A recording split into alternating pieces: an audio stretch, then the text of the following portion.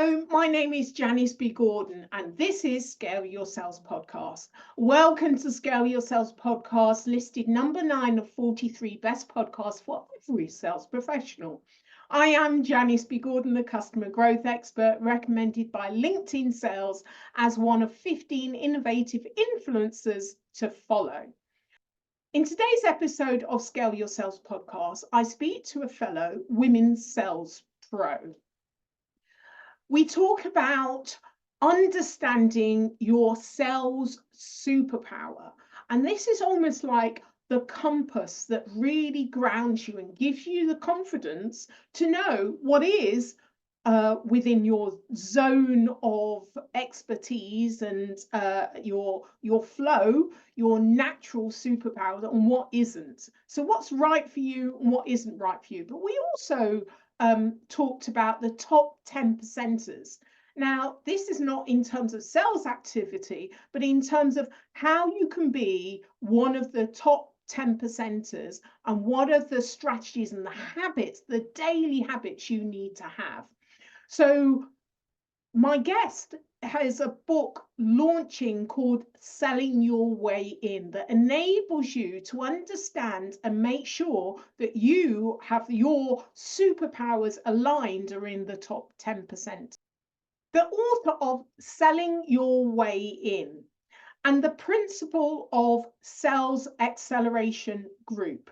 She elevates sales companies by coaching sales leaders to hire top 10% of sales candidates, in addition to guiding their organization through the creation of a sales culture of accountability, all resulting in revenue growth. Welcome to Scale Your Sales Podcast, Kristie Jones. Selling your way in. Now, I know you're a dynamic sales leader. I always go to you for advice and you give me no nonsense, kind of like strategies. And I know that you take a lot of your founders and leaders by the scruff of the neck and just give them what they need to hear. So I'm really interested in the strategies to kind of understand the superpowers and the structure behind your book. Yeah, thanks so much. And you'll find a very no-nonsense approach at the book as well, for sure. I think a lot of things, I think I've been kind of having this theme for a while, and that's why I wrote the book. So I think there are a lot of how-to selling books out there, and I didn't want to write one of those. I think there are a lot of people who probably would have done a better job than I would have in certain categories. But I want to make sure that everybody who goes into sales can maximize their income and live the kind of life that they want to live. And I think a few things are stopping people from doing that. And people are choosing the wrong sales role, selling the wrong thing in the wrong industry, working for the wrong company and the wrong leader. And I think part of that goes back to not truly understanding your sales superpower and your sales secret weapon. The things that you do that others struggle to do, the things that separate you from your coworkers and your competition. And so I really, I was talking to, even as an example of this, I was talking to an AE yesterday who was thinking about leaving his company. And he says to me, yeah, I got a call from a recruiter. And I just cringed because I was like, that's what I'm talking about. Like, we in sales would go broke if we waited for the buyer to call us, right? And yet, we come up, we have an ICP and we decide about a persona. We've got an outbound prospecting strategy. We might also have, inbound marketing leads, but we handle our career completely differently than we handle our prospects. We wait for the phone to ring. We wait for a recruiter to call with a job that may or may not be a good fit for us. Or we take advice from Uncle Bob, who's been in insurance for his whole life. And, he's like, it's been good to me. And insurance has been good to a lot of people, by the way. But maybe that's not where your sales superpower lies. Maybe B2C isn't right for you. So I'm on a campaign. I'm on a quest, Janice, to help people put themselves in the right sales role at the right time with the right company, selling the right thing so that they can own their own income and then have the life that they want to have. This is such an incredible point because there are so many people in sales. The research from Objective Management Group says 77% of people should not be in sales. And right, accidental sales professionals, right? Yeah, Yes, Mm. there's so many sales professionals that have been attracted to the money, and then it's difficult to kind of extract yourself out of that kind of lifestyle. So you keep going. And it may be you shouldn't be in sales at all, but it That's may right. be you're in the wrong role, you've got the wrong manager, wrong industry. And if you only did the work that you're talking about first, Yep. rather than waiting for that phone to call and to Right. ring. Yeah. And again, there's so many, the other thing is there's so many sales roles. I think, a lot of people out of college fall into that SDR role, but there are a lot of other, I mean, that hunter, the hunter farmer gatherer situation, implementation specialist and onboarding specialist falls under the umbrella, the sales umbrella, expansion specialist. There's so many different types of sales roles and so many different products and services and to be sold. And so the first section of my book is know yourself before you get to know the prospect. And I spend a third of the book talking about how do you understand not just your strengths and weaknesses, because I think a lot of people understand those, but I don't think a lot of people, I just did a workshop in San Diego with Crunchbase, and we did a worksheet, like we did an hour-long, workshop worksheet where I helped them identify, then figure out how they would develop, hone, pressure test, and then leverage their superpower. And I think that's, I think understanding those type of things about yourself will help be very easy for you to walk into, be proactively, right? Proactively prospecting a company that you want to work for and say, I've done all this research. I know everything about you. Here are my superpowers. They seem to fit perfectly with your situation. And whether or not you have a job open or not, I think you should interview me. Like when you understand that and you can go in with that kind of confidence, then you're not waiting for a recruiter to call, right? Or you're not waiting for a job to be posted on LinkedIn or Indeed. You're now in the driver's seat. That's what top 10 percenters do. That's what people don't understand. The difference between the top 10% and the other 90 is they understand their superpowers. They understand what differentiates them. We use that word all the time, right? What is that? What is your company's differentiator? Well, what's your differentiator? And they understand what their differentiators are, and they're able to articulate those, and they're able to be proactive and decide when it's time to leave the current situation. They understand what the next step change, as I call it, in their career should be. And I just want people, I want people to have that type of control. I feel like at the end, like you should be able to control your lifetime income, just like we can predict in the SaaS world the lifetime value of a customer. I think this is so fundamental. I remember, in my book, Business Evolution, I have this whole exercise about core values. Know thyself Mhm. first. What That's is right. in your compass? What are the non-negotiables? And this is exactly the same thing because, when that recruiter calls you and you listen to what they have to say, you absolutely know with certainty, having done the work on your superpowers, this is Yeah, not for me.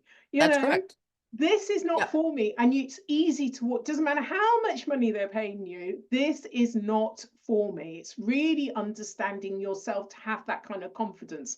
And yes, the confidence go into a company and say, you really need to interview me. Right. I Yeah. love that.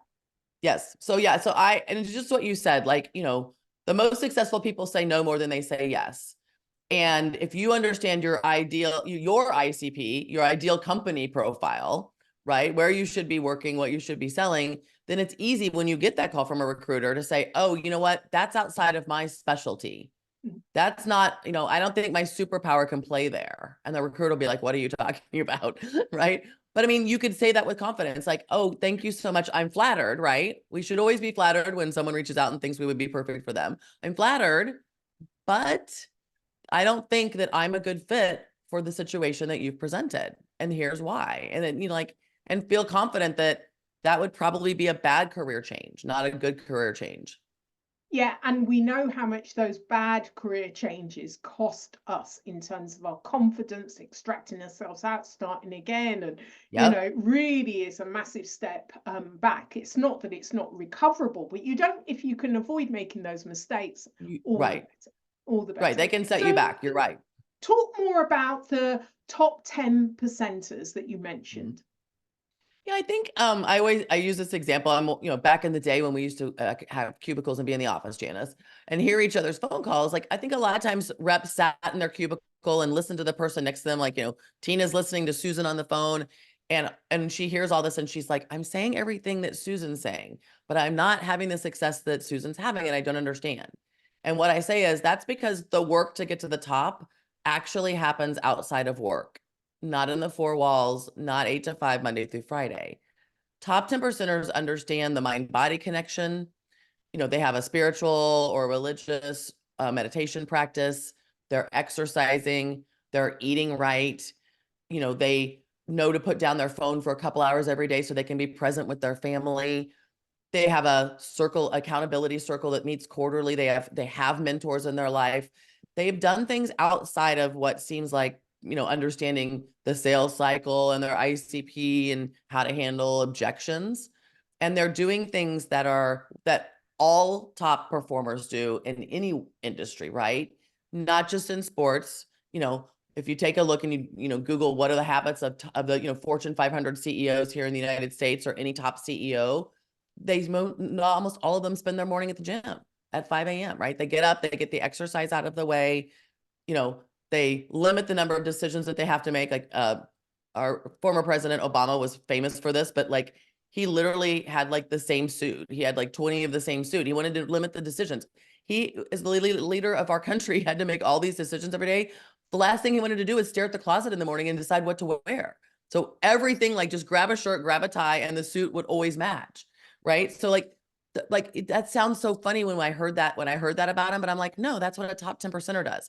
He wants to limit the silly decisions he has to make because he needs to have his energy for the important decisions. Yeah. So I think like it's, when I asked this interview question, so if you interview with me, here's your tip of the day. This is the question I asked to help determine if they're a top 10 percenter or not. Tell me 3 things that you do consistently, regardless of the job role or the company you're working for, that you believe if I do these things, regardless of where I'm at, I can be successful.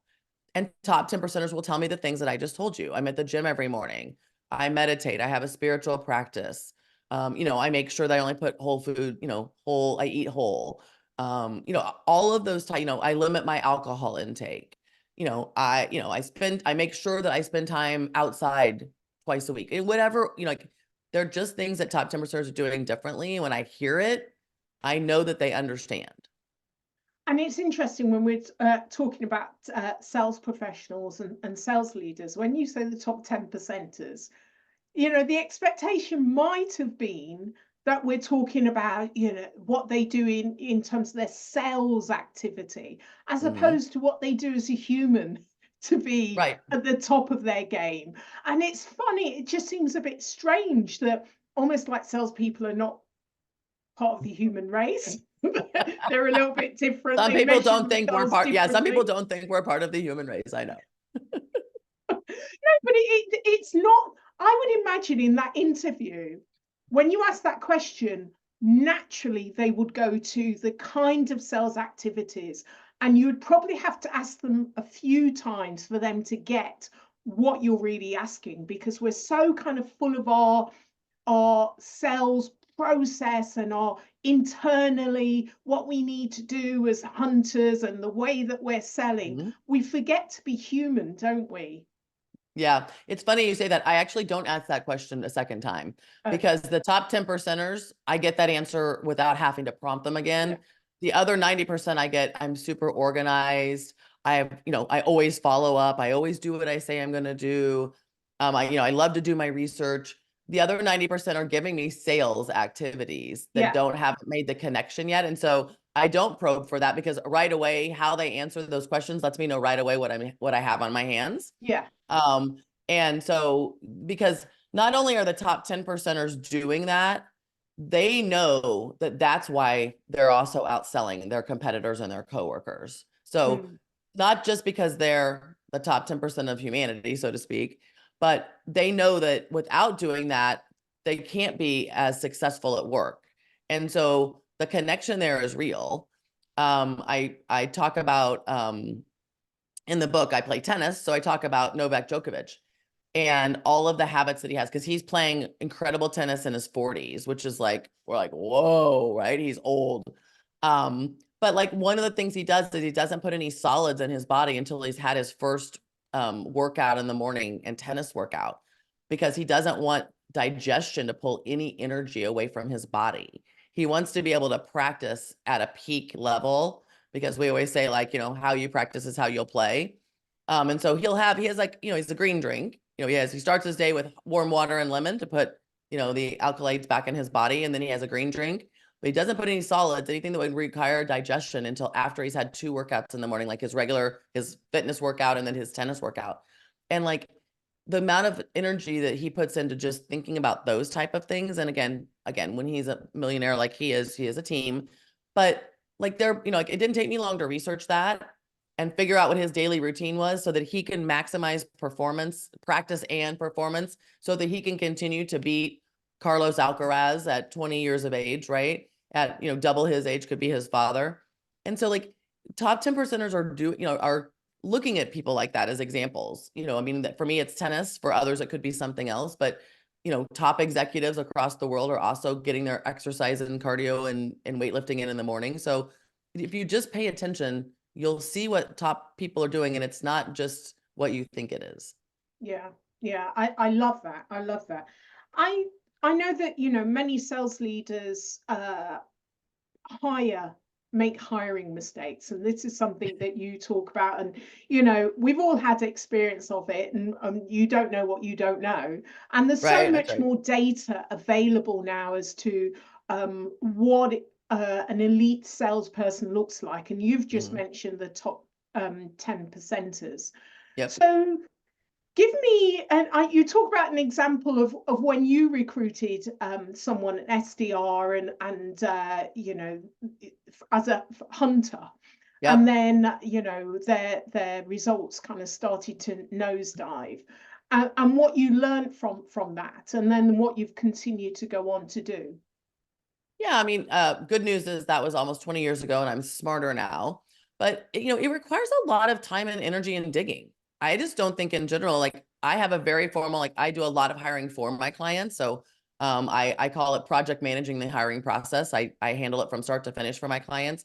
So I have a very formal process and scorecards, and assessments that we use. So like I do it the same way every time. Here in the US, reason one is legally, right? So I'm not treating any candidate different than the other candidates, but it also helps me do an apples to apples comparison, right? It's easy to see to differentiate, like you said, the top performers from others.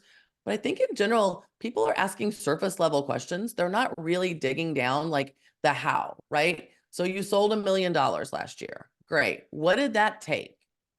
What percentage of that was self-sourced? What percentage of that came from an SDR? What percentage of that came from marketing? What was the close rate on that? How about your average sale? Like I have to dig really deep, because I'm looking for, specifically because I work with a lot of startups, I need sort of their experience to match the situation, the life cycle that the startup is in. Because if you're used to selling $50,000 deals and we're selling 15 at this point because we haven't gone into enterprise, then that's a mismatch. Like, yes, you sold $1 million, but you've sold it at $50,000 a pop. We're not there yet. Like, we don't have a $50,000 product yet. And so I think the other thing is people, again, it's that fit thing for me, right? Like I want to know that. So a lot of times I'm looking for people who have been in startups, because I know that they have grown if they've grown with the startup, then they can grow with us. They understand why $15,000 now, maybe $50,000 in just 18 months. But I implore people to ask behavioral based interview questions. So I always say, people are patterns, and the best predictor of future behavior is past behavior. And so ask questions that start with, tell me about a time when, and ask them to give you a real scenario. And that'll help you understand a lot about whether or not they are hunter, farmer, gatherer, whether or not they should be selling a product or a service, whether or not they should be selling B2B or B2C. And sometimes people are like, well, I sell B2B to C. And I'm like, okay, well, that's very different than what I'm offering you. And so I think first off, it kind of goes back to my book, like know thyself, like know thy company, know the stage that you're in, know what you're selling, know where you're at with that. And don't, again, like it all sounds glamorous, right? Or, easy. Like, well, I'm just going to get somebody who's sold $1 million. They've done it 2 or 3 years, but if that selling that $1 million doesn't match where you're at, that probably isn't a fit. Just because they've done it here doesn't mean they should do it there. And the habit often is the bright shiny object, isn't it, really? And Yes, oh, they've sold 1 million, that's where we want to be, that's who we need, thinking that past performance is a predictor of future. But unless you dig into the behavior, it's the that's right. behavior that's a predictor of future. And if there's a Yeah. mismatch, then that's not going to work. Yeah, I asked a candidate the other day who seemed, again, very impressive on paper. And I said to them, so how did you get to that $1 million? And he says to me, well, early on Q1 of that year, we released a new product. Okay, well, that's different. I mean, like, that's a whole different, of course, and it was something that was in demand, right? Something that the customers have been asking for. So he went in and upsold, 40% of the customers to get to that number. Again, not the situation that my client was in. And so you can't just go, ooh, yeah, like you said, shiny object syndrome, right? Ooh, $1 million seller, $1 million seller who got handed this beautiful little product gift that everyone on the planet wanted. And all he had to do was pick up the phone and go, it's ready, right? That's order taking. That's not selling. Yeah, yeah, love that, love that. Okay, so who is your book for, Selling Your Way In? Great question. I think it's for new sellers or people thinking about going into sales so that they don't have to make some of the mistakes that people have made. And then I think it's for the 90%, the people who are confused, why they're not at the top, why they aren't, why Tina is still outselling them. And they don't really understand all the things that they want to do. Or they or the 70% of salespeople who fell into sales because Uncle Bob said insurance is the way to go. Or they came out of school and immediately went into an SDR role because that's the starter role in sales and we don't have anything else kind of thing. So, if you're not earning the kind of income you want to earn, if you know that there may be other ways to do things, or you're like, I just don't feel comfortable in this industry or what I'm selling, it's for those folks. Right. So how many of those folks are the founders? You work with a lot of founding companies I and, do. and startups and everything like that. But you must recognize actually there's some of the founders that really don't have that real clarity as well. Yeah, and I think the founder thing is super hard because you do sort of put your life on hold maybe for the first couple of years and you're not doing the top 10% or activities that you should be doing. But I have a number of founders though that talk about self-care, that have meditation practices, that do those type of things. But the others are just, eating poorly, throwing themselves, into 15-hour work days. So yeah, I mean, it's for there anybody who reads it. I'm calling it a professional development book for sales professionals as opposed to a sales book, because I truly think, the bookstores could put it in the professional development category and anybody who picks it up will learn something. You may also learn something about sales, but I think you'll learn something about yourself. So that's a fair point that truly I am calling it a professional development book. So tell me about the title then, Selling Your Way In. How does that kind of reconcile with much of that content for superpowers? Yeah, I mean, I want people to be able to sell their way into the life that they want. Right. And I think that you can, right? I think you can take the life you have today if you put yourself in the right position. And really, in sales is your specialty, right? Like if you really should be a chemist, then go be like, I'm not trying to convince you to be a salesperson. If chemistry is your specialty, we need you there too. But if you've chosen a profession of sales, and I don't mean just a job, like if you've truly decided that sales is your profession and you want it to be your career, then I want you to be able to use sales to develop a life that you don't have today, that you may have only dreamed about. And what those would be for you is very personal. But I want you to be able to have some sort of I call it the playbook for setting your income and owning your life. I want it to be that for you. I want you to have some sort of reference material to say, I think this is the wrong job for me. Like being able to identify that you're in the wrong, maybe it's the right company, but the wrong industry. Maybe, maybe all the right people are at the company, but you're still in the wrong industry. I want you to be able to identify that and then make a change. Yeah, yeah. And that's why I use a tool that you will know about, that actually has collected assessments from leaders down to SDR over the Yep. last 30 years, and we know what great looks like, and it really Yes. helps to identify, one, are you recruiting the right person with the right tools and Yes. mindset, and two, have you got the right people in the right seats on your team as well. So I absolutely get what you're enabling people to do through the book, which is fantastic. So what tried and tested strategy would you offer listeners on how to scale their sales?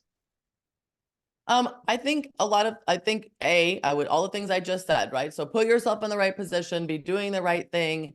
But I think the other thing that I'm sort of on my soapbox about, Janice, right now is the lack of professional soft skills training that companies are providing individuals right now. And I think it's going to put our profession at risk from a standpoint of, unfortunately, in the world that I live in, particularly in SaaS, the sales professionals of today become the sales leaders of tomorrow. And if we're not properly training the sales rep, the SDR, the AE, the customer success manager, those people are going to go on to be leaders and not going to know how to train the people underneath them. And so, if you want to scale up your sales, then if you are not being provided professional development training in the area of soft skills, then it's on you. Then you need to go and educate yourself. There are, again, amazing podcasts out there. There are amazing books out there. There are, I mean, I get a workshop invitation or seminar invitation, a webinar invitation every single day, multiple times a day. So, my hashtag is own your own shit. And that's what I want you to do. Like, if you're not, again, I would love sales leaders. It is our responsibility to make sure that the next generation coming up, understands the art of sales. And that's, Janice, what I think is being overtaken by the science of sales because of AI, automation, bots, all of this. I think we're leaning way too heavily into data and to the science of sales. And I'm afraid that the art of sales is going to become an extinct animal. So when you say soft skills, what in particular do you think is missing? I think like persuasion techniques, right? How to, persuasion, negotiation, how to really ask questions, but how to manage a sales cycle through questioning, how to hold your prospects accountable. Again, this happens all the time in SaaS because we have a very nice formula, like discovery call, then we do the demo, and then the prospect gets to disappear because we have nothing else to show them, right? So all of a sudden we abdicate the sales cycle to the prospect. The prospect comes out of the demo with their 3 coworkers and they go, well, we're going to have to get together and talk about it and we'll get back to you. And we go, okay, that's not controlling your sales cycle. You just handed it over to somebody else.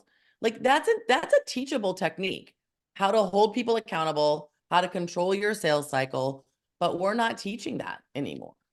Love this. Love this. All right. So who is your hero or shero, Kirsty? My dad. I would not be where I am today. My brother's also a top individual contributor in his industry. And my dad owned a real estate company. My mom actually was also a top agent. So my dad was the owner broker. My mom was a top agent in town. And I affectionately say that my brother and I got our MBA at the kitchen table. So money was transparent. Business talk happened all the time. So we around, steak and potatoes, we were hearing about new listings and out-of-town buyers and commission checks. And so really, like, my dad did a great job. A lot of people around the world don't have financial acumen or financial literacy. And I do, and my brother does, because my parents didn't hide money from us. They talked about it right in front of us. And so I know that I would, and I feel an obligation. I mean, I really think part of the reason I wrote the book is because I know things that I know other people don't know just because of how I grew up.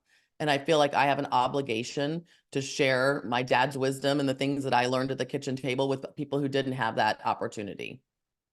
Fantastic. I love that. Okay.